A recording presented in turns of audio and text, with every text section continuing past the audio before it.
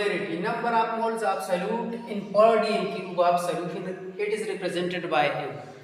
ये मोलरिटी जो है ये number of moles of solute है multiplied by 1/dm cube of solution और लीटर ऑफ सोल्यूशन। अब इसको हम सिंपली ये जो नंबर ऑफ मोल्स है उसको हम इस तरह भी लिख सकते हैं, जो जिगजैग जो सर्कल है उसको हम रिप्लेस करेंगे इससे, क्योंकि ये इसके इक्वल है। तो मोलरिटी इक्वल हो गया mass in gram of solute divide by molar mass of the solute multiplied by 1/dm cube of the solution. अब इसका एक एग्जांपल लेते हैं उसको सॉल्व करने के लिए। Make a solution of 8 grams of NaOH। एक NaOH हमने एक सब्सटेंस लिया हुआ है, उसका हमने 8 ग्राम्स का एक सॉल्यूशन बनाना है जिसकी वॉल्यूम 250 ml होनी चाहिए। तो फाइंड इट्स मोलरिटी, इसकी मोलरिटी मालूम करनी है। तो फार्मूला तो ऑलरेडी हमें गिवन है।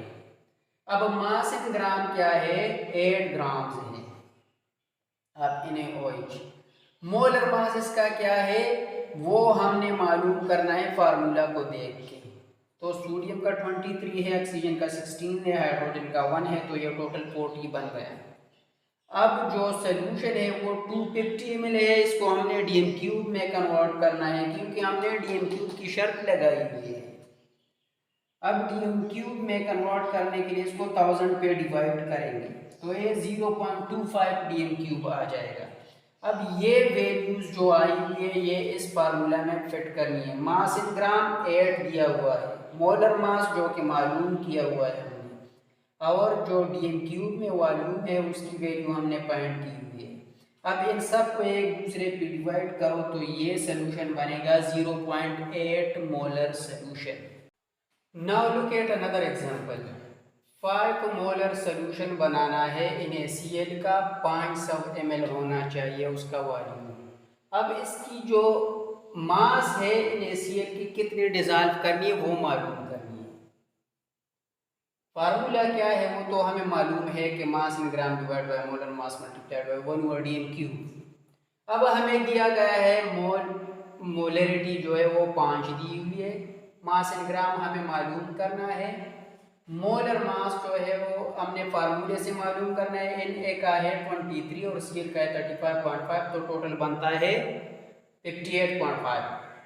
अब जो वॉल्यूम है वो हमें 500 ml दिया गया है, लेकिन हमने क्या करना है उसको 1000 पे डिवाइड करना है, 1000 पे डिवाइड करना है क्योंकि हमने डीएम क्यूब में मालूम फाइंड करना है। डीएम क्यूब में 0.5 डीएम क्यूब आ जाएगा।